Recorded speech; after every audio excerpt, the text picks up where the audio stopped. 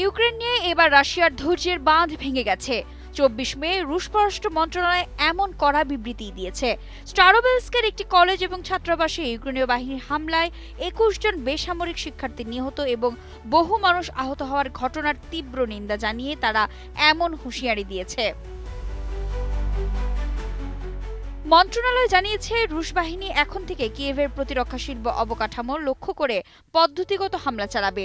তারা কূটনৈতিক এবং আন্তর্জাতিক সংস্থার প্রতিনিধি সহ সমস্ত ইউক্রেনে থাকা সব বিদেশিদের দ্রুত রাজধানী কিয়েভ ছেড়ে যেতে পরামর্শ দিয়েছে। একই সঙ্গে বেসামরিক ইউক্রেনীয়দের সামরিক স্থাপনা থেকে দূরে থাকার কথাও বলা হয়েছে। Council on foreign and defence পলিসির সদস্য এবং সামরিক বিশেষজ্ঞ আন্দ্রে ইলনিটস্কি বলেন, স্টারোবেলস্কের ঘটনায় রাশিয়ার ধৈর্যের সীমা অতিক্রম করেছে। এই পরিস্থিতিতে দেশটির নিয়ন্ত্রিত উত্তেজনা কৌশল অবলম্বন করা একটি যৌক্তিক প্রয়োজনীয়তা। এর লক্ষ্য প্রতিশোধ নয়, বরং ইউক্রেন এবং দেশটির পশ্চিমা অংশীদারদের জন্য যুদ্ধের ব্যয় বাড়িয়ে একটি নৈতিক কার্যকারণ সম্পর্ক তৈরি করা হতে পারে। অর্থনীতি গবেষক ভাসিলি কাশিন মনে করেন, কিয়েভে আক্রমণ বাড়ানোর সিদ্ধান্তটি রাশিয়ার ভূখণ্ডের ভেতরে ইউক্রেনীয় হামলার একটি অনিবার্য প্রতিক্রিয়া। এর ফলে ড্রোন উৎপাদন কেন্দ্র এবং মজুদ ধ্বংস করার পাশাপাশি ইউক্রেনীয় কর্তৃপক্ষের ওপর আলোচনার জন্য চাপ সৃষ্টি হবে।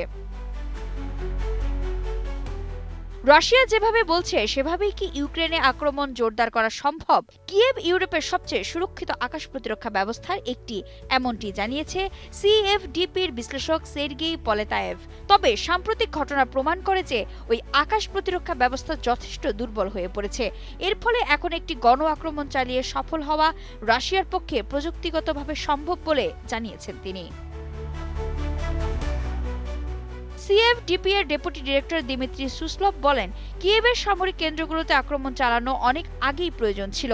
পশ্চিমা দেশগুলোর আকাশ প্রতিরক্ষা ক্ষেপণাস্ত্র ফুরিয়ে যাওয়ায় এটি এখন আরও সহজ হয়েছে। তার মতে, স্টারোবেলস্কে বর্বর হামলা চালানো হয়েছে মার্কিন মধ্যস্থতায় শুরু হতে যাওয়া আলোচনা এবং অ্যাঙ্করেজ চুক্তি ভণ্ডুল করার উদ্দেশ্যে।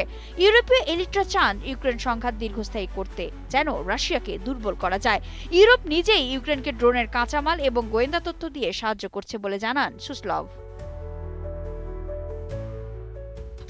আরও জানান, ইউক্রেনে রাশিয়ার এই পদ্ধতিগত হামলা বুঝিয়ে দেবে যে ইউক্রেনের প্রশাসনের জন্য এই সংঘাতের মূল্য কত চড়া হতে পারে।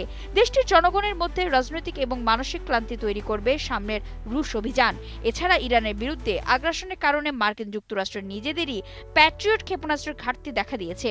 এর প্রভাব ইউক্রেনের ওপরও পড়ছে। রাশিয়া স্পষ্ট বার্তা দিয়েছে, ইউরোপ যদি ইউক্রেনকে ব্যবহার করে যুদ্ধ চালিয়ে যায়, তাহলে পরের পদক্ষেপ হিসেবে ইউরোপীয় ইউনিয়ন এবং ন্যাটো জোটভুক্ত দেশগুলোর সামরিক লক্ষ্যবস্তুদের সরাসরি আঘাত হানা হতে পারে।